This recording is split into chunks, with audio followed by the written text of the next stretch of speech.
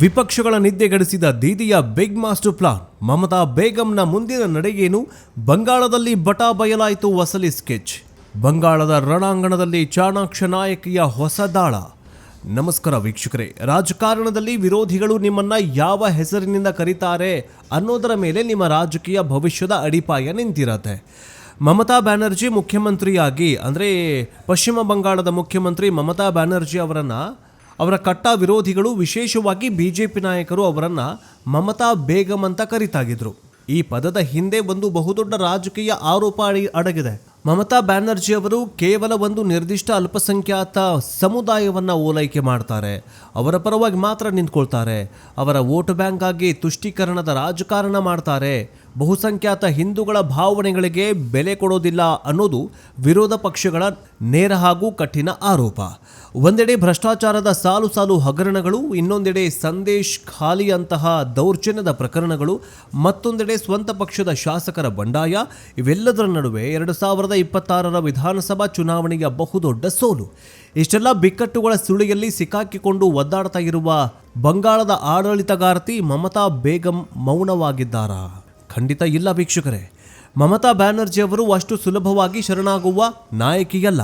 ಇಡೀ ದೇಶದ ಗಮನ ಬೇರೆಡೆ ಇರುವಾಗ ಕೋಲ್ಕತ್ತಾದ ಕಾಳಿಘಾಟ್ನಲ್ಲಿರುವ ದೀದಿಯ ನಿವಾಸದಲ್ಲಿ ಮುಂದಿನ 5 ವರ್ಷಗಳ ಆಡಳಿತವನ್ನು ಭದ್ರಪಡಿಸಿಕೊಳ್ಳೋದಕ್ಕೆ ಒಂದು ಭಯಾನಕ ಹಾಗೂ ಅತಿ ಚಾಣಾಕ್ಷ ಮಾಸ್ಟರ್ ಪ್ಲಾನ್ ಸಿದ್ಧಪಡಿಸಿದ್ದಾರೆ. ವಿರೋಧಿಗಳು ದೀದಿ ಕತೆ ಮುಗಿತು ಅಂತ ಸಂಭ್ರಮಿಸ್ತಾ ಇರುವಾಗಲೇ ಮಮತಾ ಬ್ಯಾನರ್ಜಿ ಅವರು ತಮ್ಮ ಮುಂದಿನ ನಡೆ ಮೂಲಕ ಇಡೀ ವಿರೋಧ ಪಕ್ಷದ ಪಾಳೆಯಕ್ಕೆ ಬಿಗ್ ಶಾಕ್ ನೀಡೋದಕ್ಕೆ ಸಜ್ಜಾಗಿದ್ದಾರೆ. ಅಷ್ಟಕ್ಕೂ ವಿರೋಧಿಗಳು ಹಣೆಪಟ್ಟಿಯಾಗಿ ಅಂಟಿರುವ ಮಮತಾ ಬೇಗಂ ಎನ್ನುವ ಇಮೇಜನ್ನು ಕಳಚಿಕೊಳ್ಳೋದಕ್ಕೆ ದೀದಿ ಹೆಣೆದಿರುವ ಆ ಸಾಫ್ಟ್ ಹಿಂದುತ್ವದ ರಹಸ್ಯ ತಂತ್ರ ಎಂಥದ್ದು? ಕೇಂದ್ರದ ಸಿಎಎ ಕಾಯ್ದೆಯನ್ನು ಮುಂದಿಟ್ಟುಕೊಂಡು ಅಲ್ಪಸಂಖ್ಯಾತ ವೋಟ್ ಬ್ಯಾಂಕನ್ನು ತಮ್ಮತ್ತ ಸೆಳೆಯೋದಕ್ಕೆ ಅವರು ಹಾಕಿರುವ ಆ ಮೆಗಾ ಸ್ಕೆಚ್ ಏನು? ಪಕ್ಷದೊಳಗಿನ ಭ್ರಷ್ಟರನ್ನ ಮೂಲೆಗುಂಪು ಮಾಡಿ ಯುವಕರನ್ನ ಮುನ್ನೆಲೆಗೆ ತರುವ ಆಪರೇಷನ್ ಕ್ಲೀನ್ ಅಪ್ ಹಿಂದಿರುವ ಅಸಲಿ ಉದ್ದೇಶ ಏನು? ಕೇಂದ್ರ ತನಿಖಾ ಸಂಸ್ಥೆಗಳ ದಾಳಿಯನ್ನು ತಮ್ಮ ಲಾಭಕ್ಕಾಗಿ ಬಳಸಿಕೊಳ್ಳುವ ಆ ವಿಕ್ಟಿಮ್ ಕಾರ್ಡ್ ತಂತ್ರಗಾರಿಕೆ ಬಂಗಾಳದಲ್ಲಿ ಹೇಗೆ ಕೆಲಸ ಮಾಡಲಿದೆ? ಬನ್ನಿ ಇವತ್ತಿನ ಈ ಡೀಟೇಲ್ಡ್ ಡಾಕ್ಯುಮೆಂಟರಿ ವಿಡಿಯೋದಲ್ಲಿ ಮಮತಾ ಬ್ಯಾನರ್ಜಿ ಅವರ ಹಿಂದಿನ ರಾಜಕೀಯ ನಡೆಯ ಪ್ರತಿಯೊಂದು ಇನ್ಸೈಡ್ ಸೀಕ್ರೆಟ್ ಅನ್ನ ಎಳೆಯಾಗಿ ಬಿಚ್ಚಿಡೋಣ. ಬಂಗಾಳ ರಾಜಕಾರಣದ ಈ ಚದುರಂಗದಾಟದ ಪ್ರತಿಯೊಂದು ಮಾಹಿತಿಯನ್ನ ಪ್ರತಿಯೊಬ್ಬರು ತಿಳಿದುಕೊಳ್ಳಬೇಕು. ಹೀಗಾಗಿ ವಿಡಿಯೋವನ್ನು ಎಲ್ಲೂ ಕೂಡ ಸ್ಕಿಪ್ ಮಾಡದೆ ಕೊನೆವರೆಗೂ ನೋಡಿ. ವೀಕ್ಷಕರೇ, ನಿಮಗೇನು ಅನ್ಸುತ್ತೆ? ಮಮತಾ ಬೇಗಂ ಇಮೇಜನ್ನು ಕಳಚಿಡೋದಕ್ಕೆ ದೀದಿ ಹೆಣೆದಿರುವ ಈ ಸಾಫ್ಟ್ ಹಿಂದುತ್ವದ ರಣತಂತ್ರ ಯಶಸ್ವಿಯಾಗುತ್ತಾ?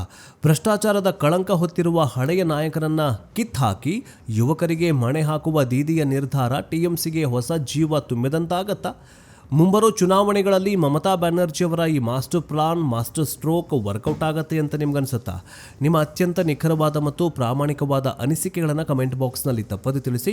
ಜೊತೆಗೆ ಈ ವಿಡಿಯೋ ನಿಮಗೆ ರೆಕಮೆಂಡ್ ಆಗಿದೆ, ನಿಮ್ಮ ಹತ್ರ ತಲುಪಿದೆ ಅಂತಂದರೆ ನೀವು ಪೊಲಿಟಿಕಲ್ ಸುದ್ದಿಗಳಲ್ಲಿ ತುಂಬ ಇಂಟ್ರೆಸ್ಟ್ ಆಗಿದ್ದೀರಾ, ರಾಜಕೀಯದಲ್ಲಿ ನಿಮಗೆ ತುಂಬ ಗೊತ್ತಿದೆ, ಪಾಂಡಿತ್ಯವನ್ನು ಹೊಂದಿದ್ದೀರಾ, ಅದಕ್ಕೋಸ್ಕರ ನಿಮಗೆ ಈ ವಿಡಿಯೋ ನಿಮ್ಮ ಹತ್ರ ತಲುಪಿದೆ.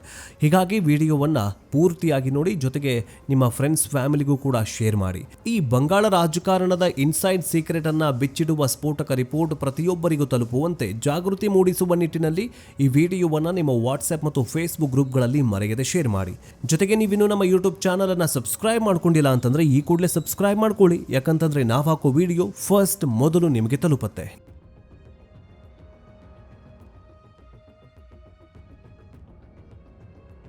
ಮಮತಾ ಬೇಗಂ ಆರೋಪಕ್ಕೆ ಟಕ್ಕರ್, ಶುರುವಾಯಿತು ಸಾಫ್ಟ್ ಹಿಂದುತ್ವ.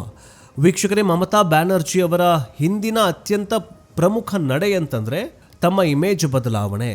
ಬಿಜೆಪಿ ನಾಯಕರು ದೀದಿಯನ್ನ ಮಮತಾ ಬೇಗಂ ಅಂತ ಕರೆಯುವ ಮೂಲಕ ಬಹುಸಂಖ್ಯಾತ ಹಿಂದೂ ಮತದಾರರನ್ನ ಟಿಎಂಸಿಯಿಂದ ಹೊರ ಮಾಡುವ ತಂತ್ರವನ್ನ ಯಶಸ್ವಿಯಾಗಿ ಪ್ರಯೋಗಿಸಿದ್ರು.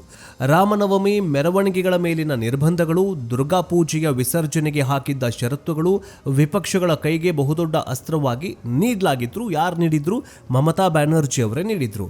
ಇದೀಗ ಮಮತಾ ಬ್ಯಾನರ್ಜಿ ಅವರು ತಮ್ಮ ಮುಂದಿನ ನಡೆಯಾಗಿ ಸಾಫ್ಟ್ ಹಿಂದುತ್ವದ ಕಾರ್ಡ್ ಅನ್ನ ಪ್ಲೇ ಮಾಡೋದಕ್ಕೆ ಶುರು ಮಾಡಿದ್ದಾರೆ.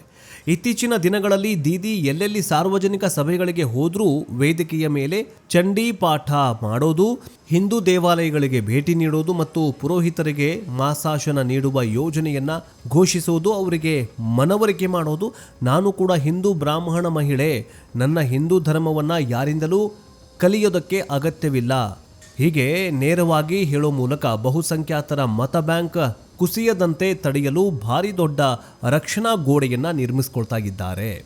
ಸಿಎಎ ಅಸ್ತ್ರ ಅಲ್ಪಸಂಖ್ಯಾತ ವೋಟ್ ಬ್ಯಾಂಕ್ ಕನ್ಸಾಲಿಡೇಟ್. ಒಂದೆಡೆ ಹಿಂದೂ ಮತಗಳನ್ನು ಓಲೈಸುವ ತಂತ್ರವಾದರೆ ಇನ್ನೊಂದು ಕಡೆ ತಮ್ಮ ಭದ್ರಕೋಟೆಯಾಗಿರುವ 30%ಗಿಂತಲೂ ಅಧಿಕವಾಗಿರುವ ಅಲ್ಪಸಂಖ್ಯಾತ ಮತಗಳನ್ನು ಉಳಿಸಿಕೊಳ್ಳುವುದು ದೀದಿಗೆ ಅತಿ ದೊಡ್ಡ ಸವಾಲಾಗಿದೆ. ಇತ್ತೀಚೆಗೆ ಕೇಂದ್ರ ಸರ್ಕಾರವು ಪೌರತ್ವ ತಿದ್ದುಪಡಿ ಕಾಯ್ದೆ ಸಿಎಎ ಜಾರಿಗೆ ತಂದಿರೋದನ್ನೇ ದೀದಿ ತಮ್ಮ ಬಹುದೊಡ್ಡ ಅಸ್ತ್ರವನ್ನಾಗಿ ಬಳಸಿಕೊಳ್ತಾ ಇದ್ದಾರೆ.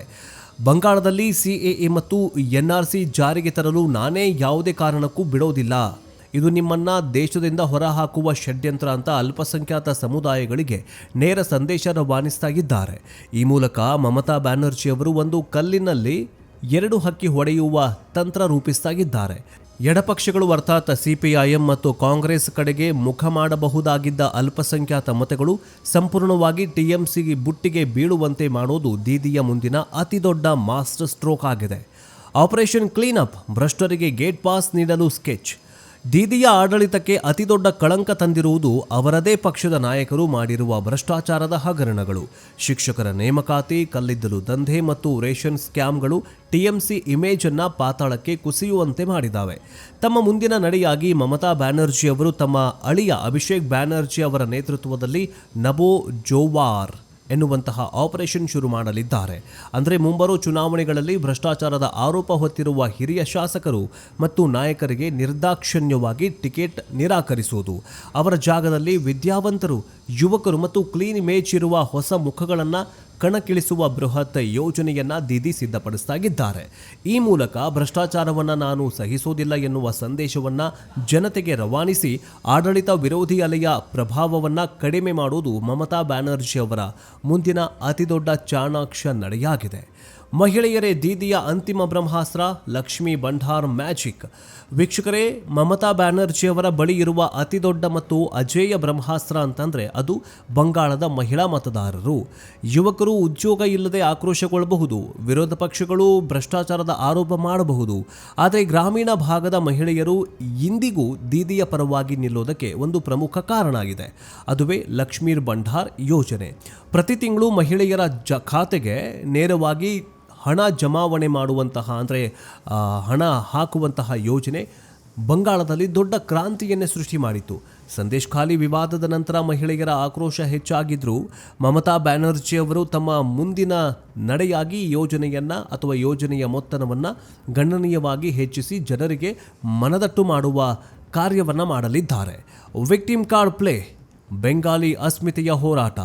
ಕೇಂದ್ರದ ಇಡಿ ಮತ್ತು ಸಿಬಿಐ ಅಧಿಕಾರಿಗಳು ಬಂಗಾಳದಲ್ಲಿ ಸರಣಿ ದಾಳಿಗಳನ್ನು ನಡೆಸ್ತಾ ಇರೋದನ್ನೇ ದೀದಿ ತಮ್ಮ ಲಾಭಕ್ಕಾಗಿ ಬಳಸಿಕೊಳ್ಳಲಿದ್ದಾರೆ. ರಾಜಕೀಯದಲ್ಲಿ ವಿಕ್ಟಿಮ್ ಕಾರ್ಡ್ ಅನ್ನೋದು ಬಹಳ ಡೇಂಜರಸ್ ಅಸ್ತ್ರ. ದೆಹಲಿಯ ನಾಯಕರು ಬಂಗಾಳದ ಒಬ್ಬಂಟಿ ಮಹಿಳೆಯ ಮೇಲೆ ಉದ್ದೇಶಪೂರ್ವಕವಾಗಿ ದಾಳಿ ಮಾಡ್ತಾ ಇದ್ದಾರೆ. ಬಂಗಾಳದ ಮಗಳ ವಿರುದ್ಧ ಕೇಂದ್ರ ಸರ್ಕಾರ ಸೇಡು ತೀರಿಸಿಕೊಳ್ತಾ ಇದೆ ಎನ್ನುವ ಭಾವುಕ ನರೇಟಿವ್ ಅನ್ನು ದೀದಿ ಸೃಷ್ಟಿ ಮಾಡಲಿದ್ದಾರೆ. ಬಂಗಾಳದ ಅಸ್ಮಿತೆಯನ್ನ ಕೆದಕುವ ಮೂಲಕ ಈ ಚುನಾವಣೆಯನ್ನ ಬಹಿರೋಗೊತ್ತ ಅಂದರೆ ಹೊರಗಿನವರು ಅರ್ಥಾತ್ ಬಿಜೆಪಿ ಮತ್ತು ಭೂಮಿಪುತ್ರ ಮಣ್ಣಿನ ಮಗಳು ಮಮತಾ ಬ್ಯಾನರ್ಜಿ ಅವರ ನಡುವಿನ ಹೋರಾಟವನ್ನಾಗಿ ಬಿಂಬಿಸುವುದು ಅವರ ಮುಂದಿನ ಅತಿದೊಡ್ಡ ರಾಜಕೀಯ ಗೇಮ್ ಪ್ಲಾನ್ ಆಗಿದೆ. ವೀಕ್ಷಕರೇ, ಒಟ್ಟಾರೆಯಾಗಿ ಹೇಳೋದಾದರೆ ರಾಜಕಾರಣದಲ್ಲಿ ಮಮತಾ ಬ್ಯಾನರ್ಜಿ ಅವರನ್ನು ಲಘುವಾಗಿ ಪರಿಗಣಿಸುವವರು ಇತಿಹಾಸದಲ್ಲಿ ಕಣ್ಮರೆಯಾಗಿದ್ದಾರೆ. ಮಮತಾ ಬೇಗಂ ಎಂದು ಟೀಕಿಸುವ ವಿರೋಧಿಗಳಿಗೆ ಟಕ್ಕರ್ ಕೊಡೋದಕ್ಕೆ ಅವರು ಹೆಣೆದಿರುವ ಈ ಸಾಫ್ಟ್ ಹಿಂದುತ್ವ, ಅಲ್ಪಸಂಖ್ಯಾತರ ಓಲೈಕೆ, ಭ್ರಷ್ಟರ ಉಚ್ಚಾಟನೆ ಮತ್ತು ಮಹಿಳಾ ಸಬಲೀಕರಣದ ಈ ರಣತಂತ್ರಗಳು ಮುಂಬರೋ ದಿನಗಳಲ್ಲಿ ಅಂದರೆ ಮುಂಬರೋ ಚುನಾವಣೆಗಳಲ್ಲಿ ಅತಿದೊಡ್ಡ ಸಂಚಲನವನ್ನು ಮೂಡಿಸಲಿದೆ.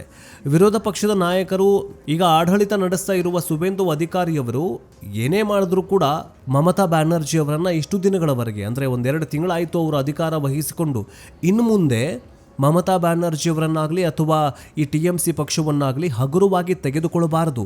ಹಗುರವಾಗಿ ತೆಗೆದುಕೊಂಡ್ರೆ ಮಮತಾ ಬ್ಯಾನರ್ಜಿ ಈ ಬಂಗಾಳ ಅಸ್ಮಿತೆಯಲ್ಲೇ ಇಡೀ ಬಿಜೆಪಿಯನ್ನು ಮುಳುಗಿಸುವ ತಾಕತ್ತು ಮಮತಾ ಬೇಗಂಗಿದೆ. ಮಮತಾ ಬೇಗಂ ಅಂತ ಹೇಳಿಕೊಂಡು ಓಡಾಡ್ತಾ ಇರುವ ಬಿಜೆಪಿಗೆ ಈಗಲಾದರೂ ಎಚ್ಚೆತ್ತುಕೊಳ್ಬೇಕು.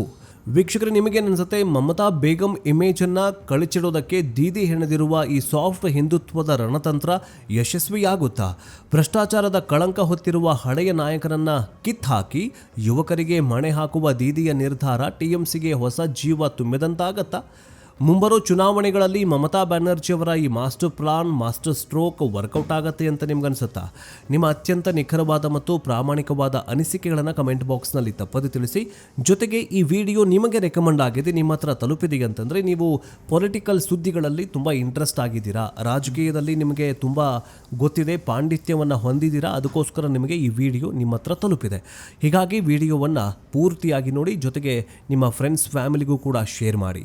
ಈ ಬಂಗಾಳ ರಾಜಕಾರಣದ ಇನ್ಸೈಡ್ ಸೀಕ್ರೆಟ್ ಅನ್ನ ಬಿಚ್ಚಿಡುವ ಸ್ಫೋಟಕ ರಿಪೋರ್ಟ್ ಪ್ರತಿಯೊಬ್ಬರಿಗೂ ತಲುಪುವಂತೆ ಜಾಗೃತಿ ಮೂಡಿಸುವ ನಿಟ್ಟಿನಲ್ಲಿ ಈ ವಿಡಿಯೋವನ್ನು ನಿಮ್ಮ ವಾಟ್ಸ್ಆ್ಯಪ್ ಮತ್ತು ಫೇಸ್ಬುಕ್ ಗ್ರೂಪ್ಗಳಲ್ಲಿ ಮರೆಯದೆ ಶೇರ್ ಮಾಡಿ. ಜೊತೆಗೆ ನೀವಿನ್ನೂ ನಮ್ಮ ಯೂಟ್ಯೂಬ್ ಚಾನಲ್ ಅನ್ನು ಸಬ್ಸ್ಕ್ರೈಬ್ ಮಾಡ್ಕೊಂಡಿಲ್ಲ ಅಂತಂದ್ರೆ ಈ ಕೂಡಲೇ ಸಬ್ಸ್ಕ್ರೈಬ್ ಮಾಡ್ಕೊಳ್ಳಿ, ಯಾಕಂತಂದ್ರೆ ನಾವು ಹಾಕೋ ವಿಡಿಯೋ ಫಸ್ಟ್ ಮೊದಲು ನಿಮಗೆ ತಲುಪುತ್ತೆ. ನೆಕ್ಸ್ಟ್ ಅಪ್ಡೇಟ್ನೊಂದಿಗೆ ಬೇಗ ವಾಪಸ್ ಬರ್ತೀವಿ. ಜೈ ಹಿಂದ್, ಜೈ ಕರ್ನಾಟಕ, ವಂದೇ ಮಾತರಂ.